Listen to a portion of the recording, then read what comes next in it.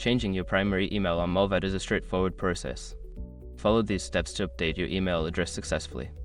Step 1. Log into your account. Visit the Mullvad website and log into your account using your current credentials. Make sure you have access to the email address currently associated with your account. Step 2. Navigate to Account Settings. Once logged in, locate the Account Settings section.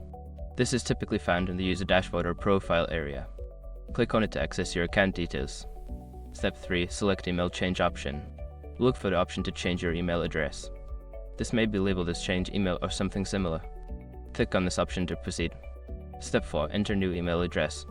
Make sure your information is protected first. Most people don't think about breaches until something actually happens to their accounts. Use SR to monitor your accounts 24/7 and instantly alert you if your information appears in leaked databases online. It constantly checks billions of breach data points in the background. And considering how much personal information people keep online now, it's honestly worth having. Link in the description.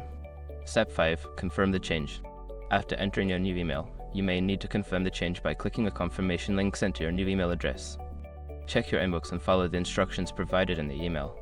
Once you have completed these steps, your primary email on Mullvad will be updated.